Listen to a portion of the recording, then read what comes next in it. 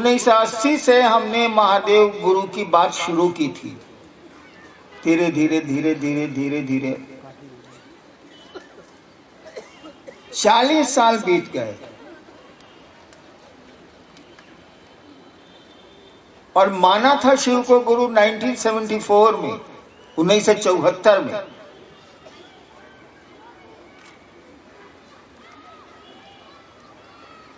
एक बात समझने का प्रयास करिए, एक बात समझने की कोशिश करिए।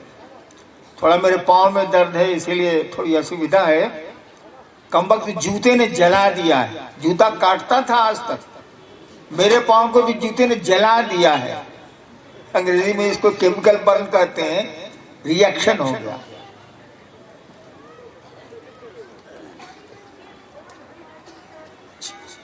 चालीस साल में शिव को से गुरु के रूप में जुड़ने का जो क्रम चला,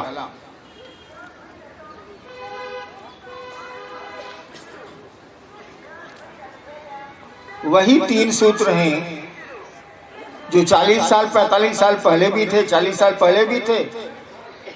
वही 3 सूत्र हैं जो आज भी हैं। इसको गुजरने दीजिए। लौकिक गुजर रहा है। सफाई अगर बाहर भी गड़बड़ है तो आप काम नहीं कर सकते।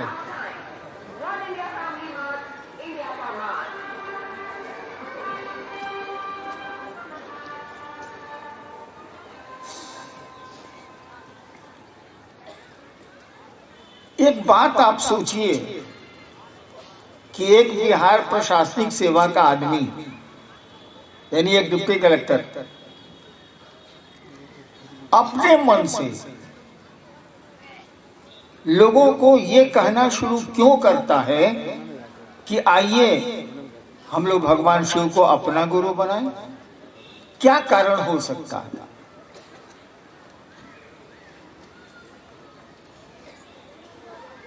बहुत सोचने की जरूरत नहीं है, कारण मैं बता देता हूं। लौकिक कोई आकर्षण कभी नहीं रहा मुझको। बचपन तो 15 साल मसान में गुजरा है। पिताजी भी बड़े अफसर थे, पैसे की दिक्कत नहीं हुई, प्रतिष्ठा की भी दिक्कत नहीं हुई बाबूजी के चलते।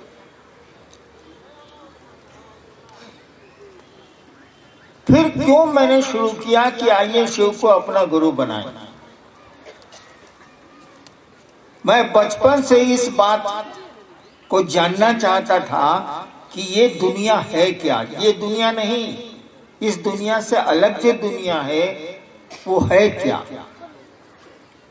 क्यों जानना चाहता था, इसका कोई कारण मेरे मन में नहीं है, मेरे पास नहीं है। इसी कोशिश में भटकता रहा। 15 साल के बाद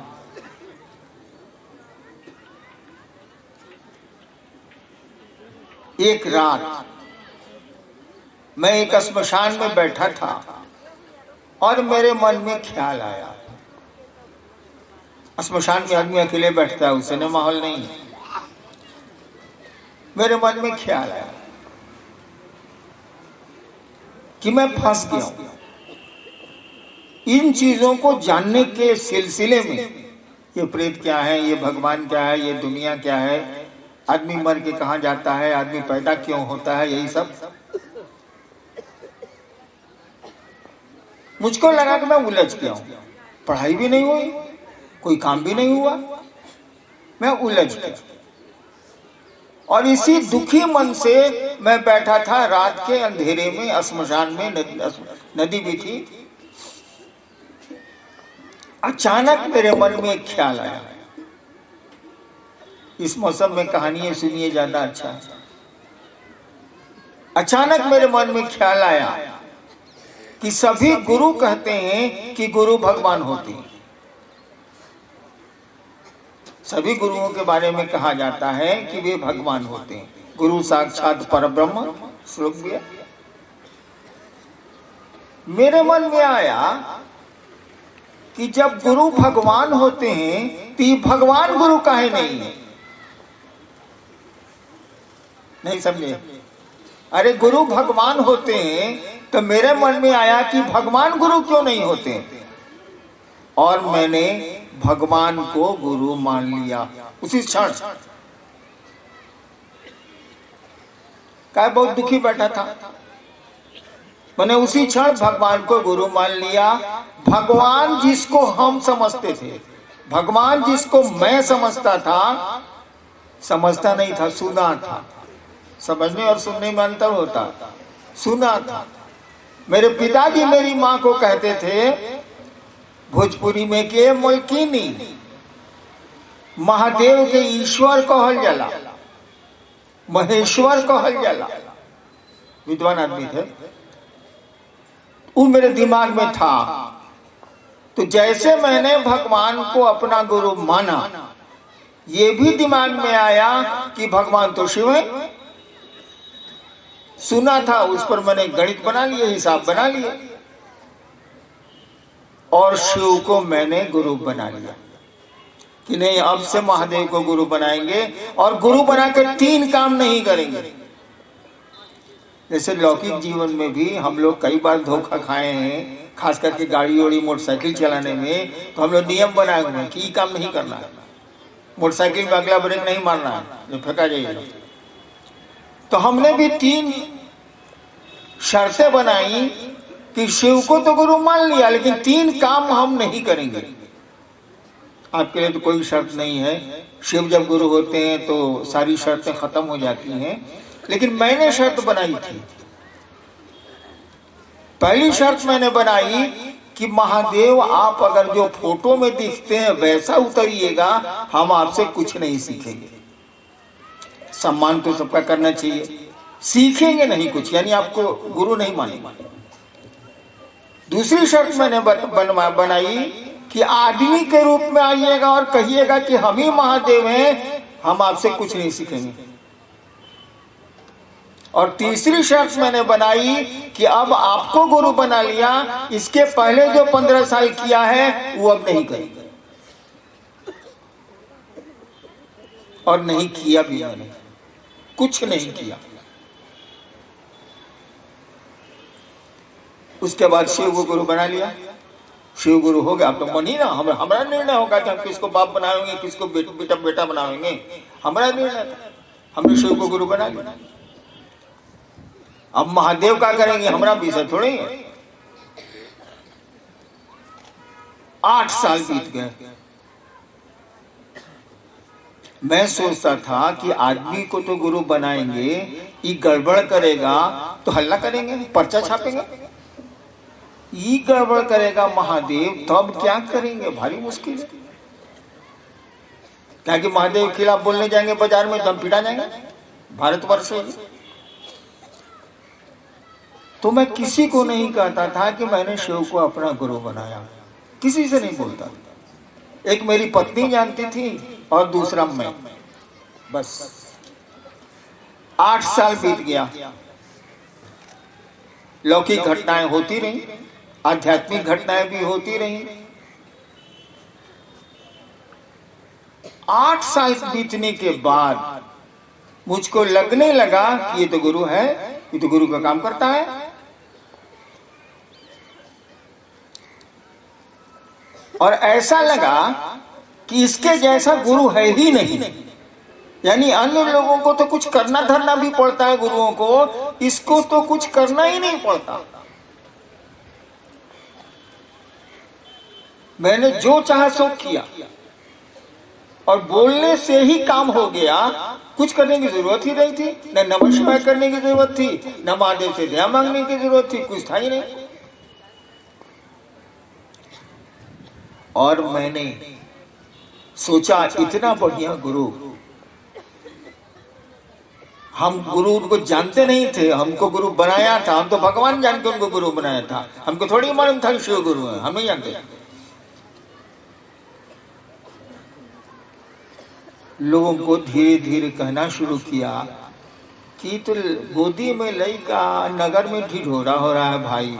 शिव जो घर घर के बाबा हैं, चंदा मामा सबके मामा, शिव घर घर के बाबा, उतना बढ़िया गुरु है, लोग कहाँ भटक रहे हैं।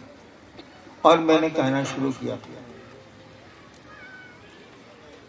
मैंने शिव के लिए शिव चर्चा शुरू की थी, अपने लिए नहीं, लोगों के लिए नहीं। मैंने शिव के लिए शिव चर्चा शुरू की थी।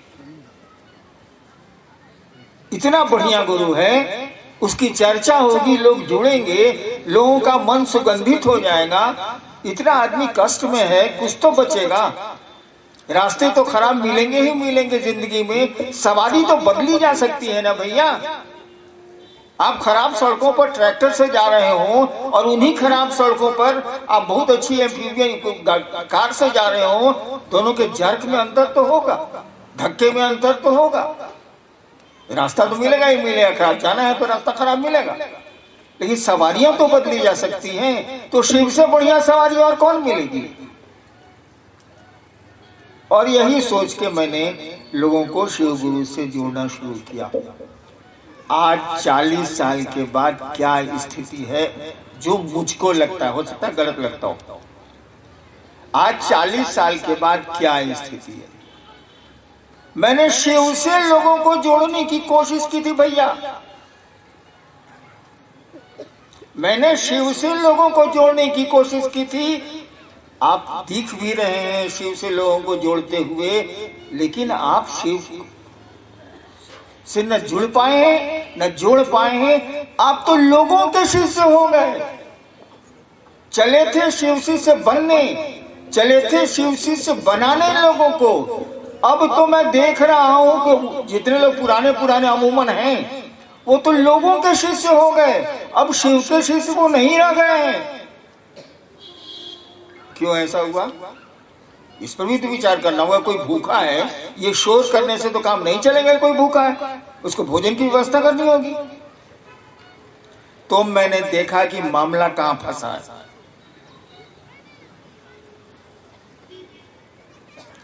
जब भीड़ जुटती है ना, तो भीड़ का एक आकर्षण होता है।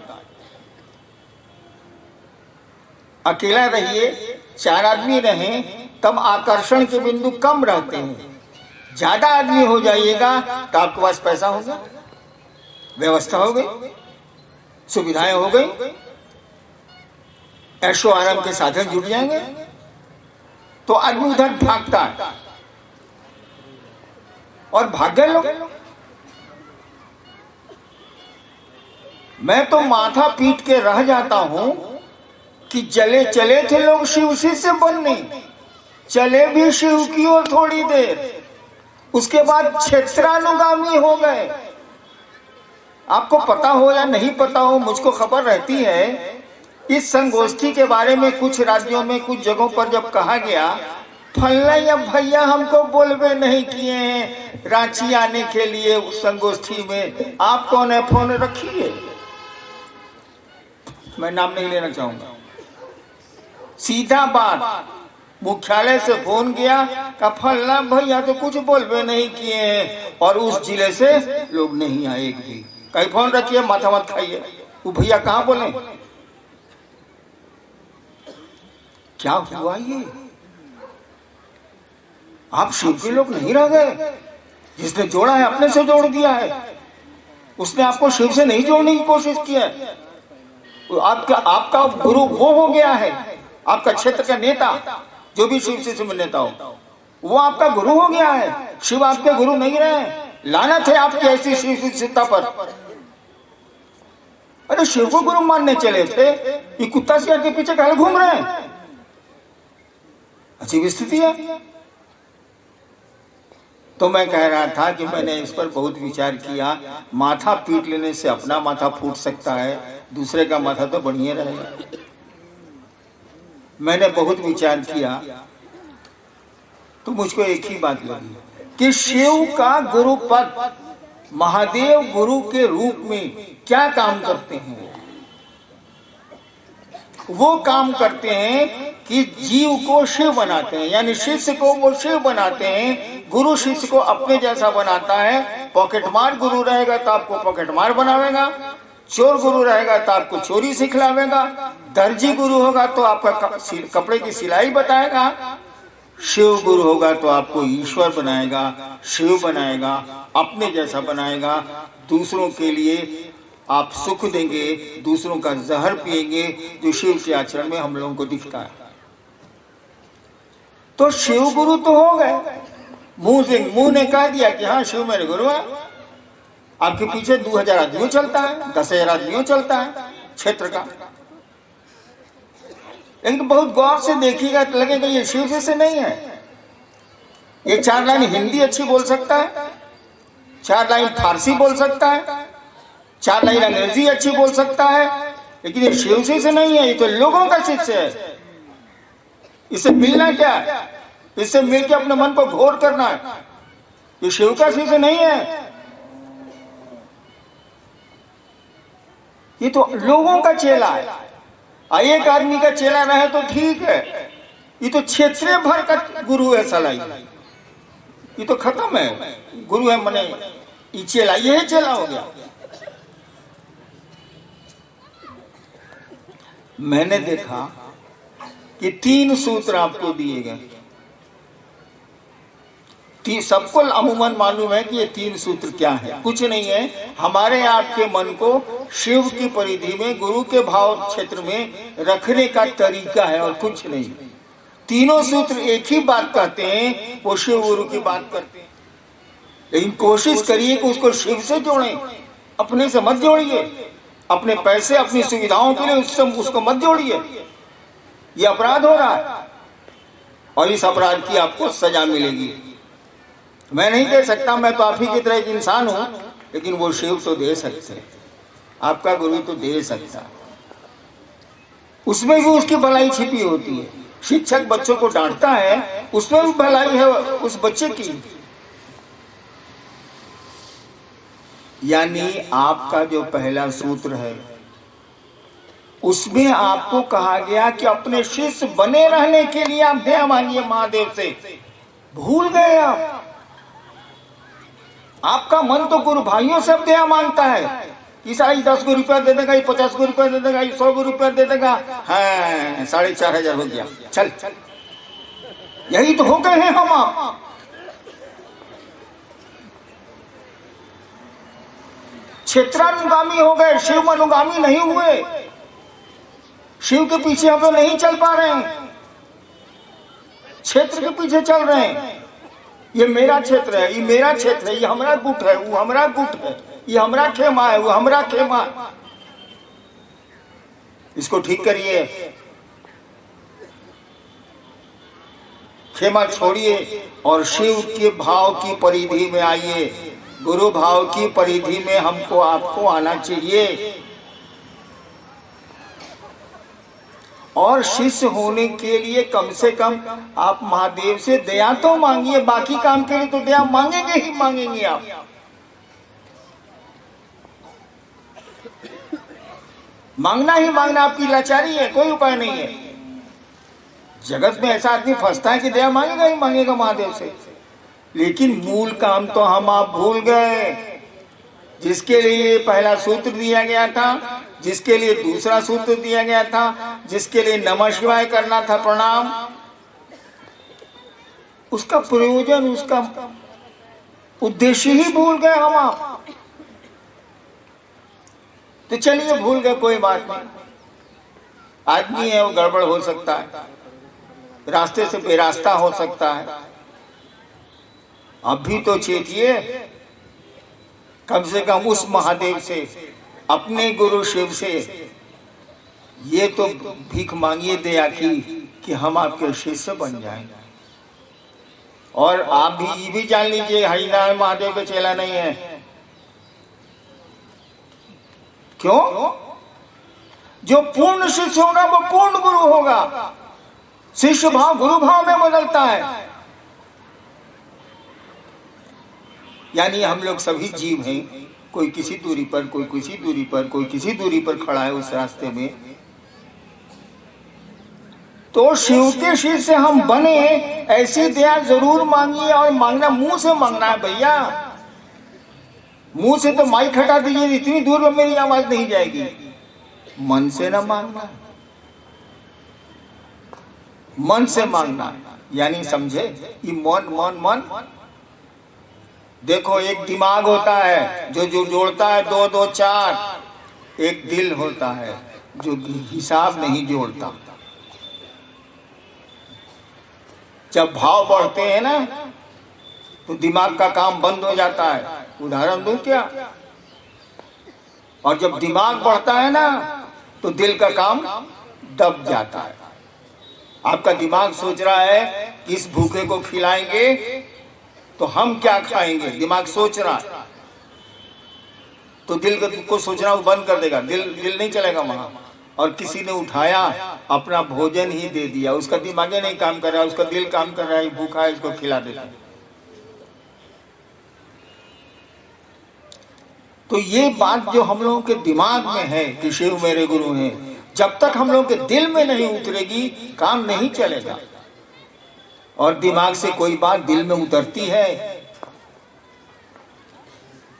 हम लोगों को दया मांगनी चाहिए उस महादेव से कि हम लोग शिष्य बन जाएं। बाकी चीज के लिए दया मांगी ना, आपको कौन रोकता है भाई, मांगवे कीजिएगा, लेकिन इस काम के लिए मांगिए जो मूल काम था। हम आप भूल गए, भूलते जा रहे हैं हम। आपको हमको उनसे दया मांगनी चाहिए कि हम आपके शिष्य बने, और बाकी चीज के लिए तो मांगते ही मांगते हैं। और मेरी आपसे प्रार्थना है, मेरा आपसे अनुनय है, मैं पांव पकड़ के आपको कह सकता हूं, कहता हूं बल्कि सुनिए कि क्षेत्र के लोग मत बनिए। काम क्षेत्र में जरूर करिए, लेकिन क्षेत्र के लोगों को शिव से जोड़िए। काहे अपने से जोड़ते हो बाबू? बड़ी खराब इसका रिजल्ट आएगा, और नहीं आएगा तो कहिए हम दिखा सकते। देखते हैं क्या सवाल।